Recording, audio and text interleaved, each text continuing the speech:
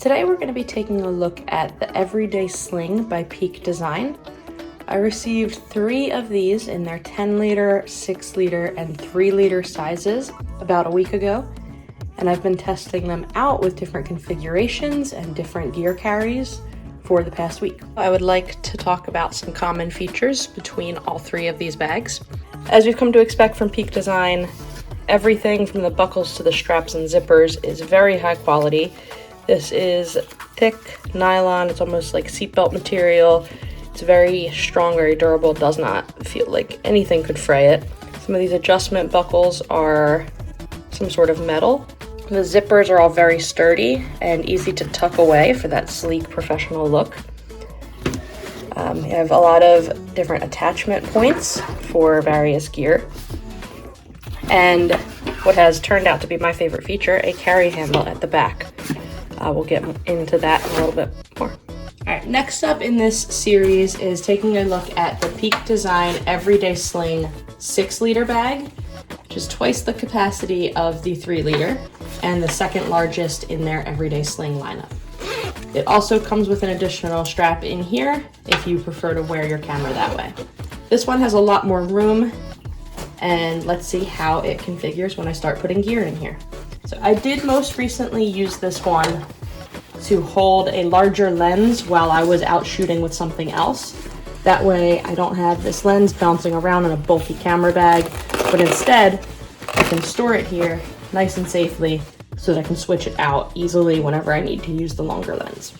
So, that's kind of the easy way to use it, but let's see how it looks with different camera configurations. Again, these Velcro dividers are fantastic, meaning that you can very quickly configure the bag however it works best for you. We looked at these cameras all in the 3 liter bag, so check out that review if you would like to compare them. Here is the OM1 with the Olympus 12-40. Fits here with plenty of room to spare. If I were to be carrying this bag and longer lens, which this is my typical everyday travel setup, and then I can add a divider in there to make sure these don't bounce around. It's a pretty snug fit, but both of those lenses will fit in here with the OM1 camera body. If you are using it with a more compact setup, then you have more options as accessories that you can fit in here. Here's the EM1 Mark II with a fisheye lens. You can drop that in there, throw in a divider to keep it safe. And then you have room for other things. We can put a smaller lens in there. Again, we could put this larger lens in and it would fit. Throw a wallet, batteries, a charger. There's plenty of room for accessories. And then there's still some depth to this bag. So I could put this charger in here and then decide I want to bring my notebook with me. And that fits in and it'll still zip up pretty easily. I will say that when these bags are full, this front pocket becomes a little bit harder to use. It's still useful for things like batteries, tripod accessories, body caps and lens caps, but it does start to take up some of the volume in the bag. One thing I want to talk about that really becomes useful starting with this size bag is this back carry handle.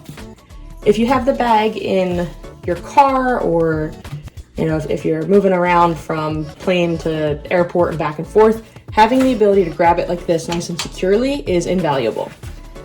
I know I'm not the only one who's had a shoulder strap slip off of my shoulder and watched the bag come crashing to the ground. This hasn't happened with this bag yet, but just having that extra option to grab that while you're moving from, car to outside of the car, to train to bus to anything like that, really gives you an extra sense of security. Again, the materials, as we've come to expect with Peak Design, are all very good, very sturdy. I really do like the soft nylon, almost like a seatbelt strap for the leash.